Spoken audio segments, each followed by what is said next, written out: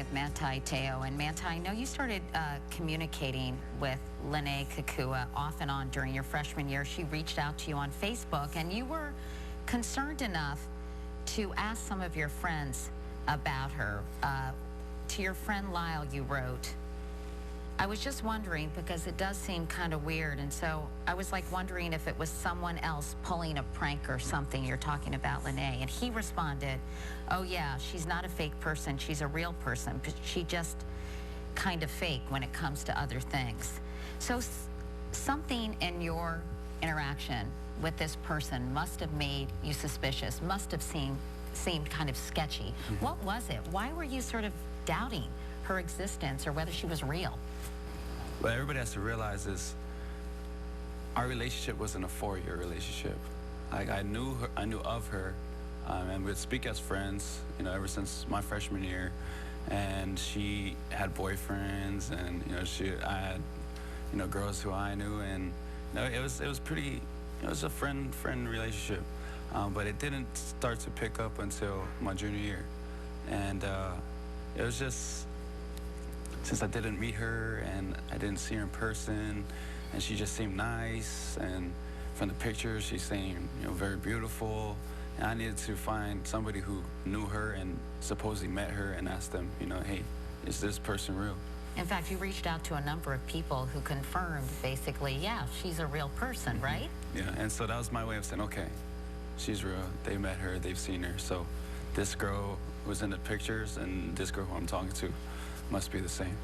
You attempted a few times to talk with her through FaceTime, and you would see basically, what, a black box, and she right. would say to you, I can see you. Yeah. I don't know why you can't see me. Correct. Didn't you think that was a little weird? To be honest, no. No? I didn't. Are you that technologically challenged? I am, but someone your age shouldn't be, right? Yeah, I saw a black screen, and yeah, she said, I can see you and I can see me. You should be able to see me. And I was like, I don't know what's wrong with your camera, but I can't see you. I wasn't paying attention, I guess.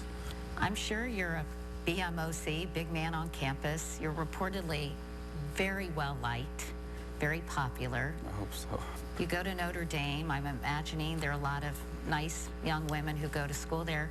Why wouldn't you want a real girlfriend who you could actually spend real time with in person? Yeah. Well, this Linebacker person, there's so many similarities. She was Polynesian, supposedly. She was Samoan. I'm Samoan. She loved her faith, and she knew a lot about, you know, I'm Mormon, and she knew a lot about that. I found a lot of, you know, peace and a lot of comfort in being able to talk to somebody, and they knew my standards, they knew my culture, they knew what is expected of me, and I knew what's expected of her. One of the theories, many theories, Manti, making the rounds, is somehow you created this whole scenario to cover up your sexual orientation. Are you gay? No, far from it. Far from that.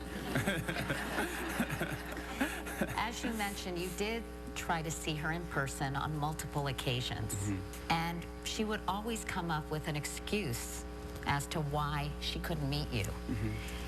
I mean, as this happened repeatedly, didn't you think there is something really fishy going on here? For me, I guess I was just so caught up in the whole thing that it was like, okay, she can't see me. And she would give me good reasons, too. She'd say, oh, my brother's at my car, or, you know, I'm in the hospital, or, you know, I wasn't going to tell a person who just came out of a coma, like, oh, you need to call and come and see me right now, you know? We'll get into the accident in a moment, but over the Christmas holidays a year ago, mm-hmm. you did lie to your father. Mm-hmm. She was in Hawaii, where you were, where your family lives, and you made plans to see her. Yes.